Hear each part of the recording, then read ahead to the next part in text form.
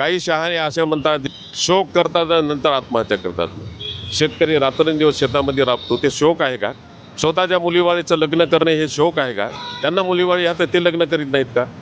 मग आमच्या शेतकऱ्याने जरा समजा जास्त खर्च केला की त्याची ओरड का करतात? आमच्याजवळ एवढंच पैसा कुठून येणार? आम्ही का चोऱ्या करणं, आम्हाला काही कमिशन मिळणं, आम्हाला काहीच मिळत नाही। आम्ही फक्त शेतात राबतो आणि मिळालेले ते उत्पन्न मिळेल त्याच्यातूनच आम्ही सगळं भागवतो। सर 30 जुलै 2026 पर्यंत शासनानं शेतकऱ्यांचं कर्ज माफ करू असं आश्वासन दिलेलं आहे।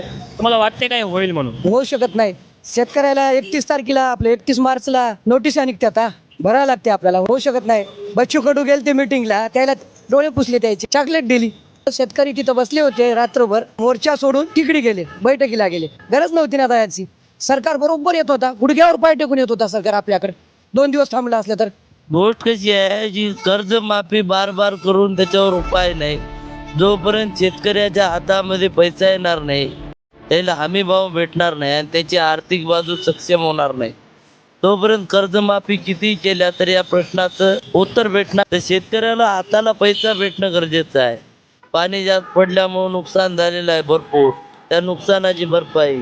आज केळीचा भाव 400 रुपये क्विंटल आहे, जे 2400 रुपये क्विंटल होता, ते एक नुकसान झालं। शेतकऱ्याचा माल आंतरराष्ट्रीय बाजारामध्ये बी जाणं गरजेचं आहे, भाव येणं गरजेचं आहे। त्यावेळेस भाव पडला त्यावेळेस शासनाकडून त्याला आर्थिक स्वरूपामध्ये मदत गरजेची आहे। तर शेतकऱ्याला जी कर्जमाफी करणार असं जे याने सरकारनं जाहीर केलेलं आहे, तर माझ्या मते असं वाटते की शेतकऱ्यांना कर्जमाफी करण्यापेक्षा शेतकऱ्यानं जे केलेला उत्पादित माल आहे त्याला जर योग्य प्रकारे भाव दिला तर फार चांगलं होईल।